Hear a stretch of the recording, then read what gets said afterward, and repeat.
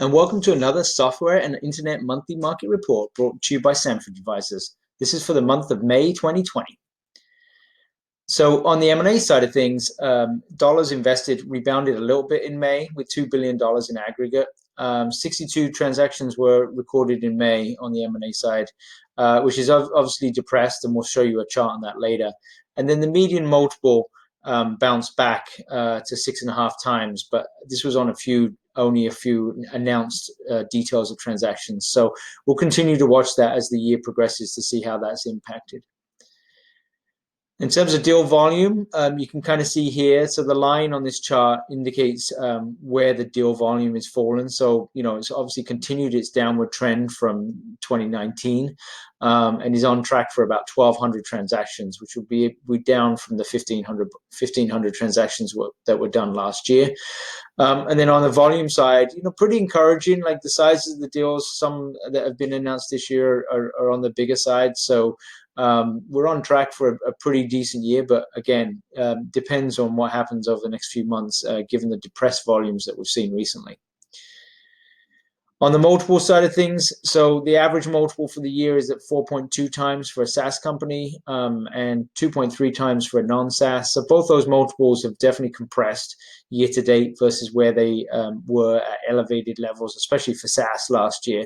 And I think we would expect it to kind of hover around this kind of 4.5 times level on the SaaS M&A transactions for the remainder of the year.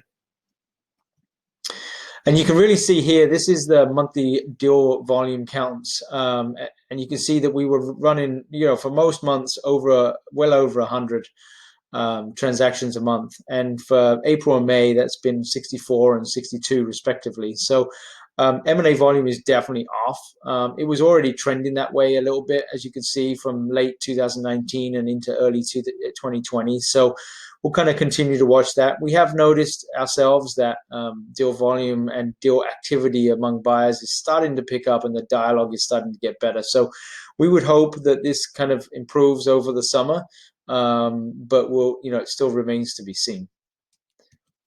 And then on the VC side of stuff, these are just valuations by different stages. So you can see early stage VC deals are 16.5 times, a little bit down from last year, but still pretty elevated versus the last few years before that.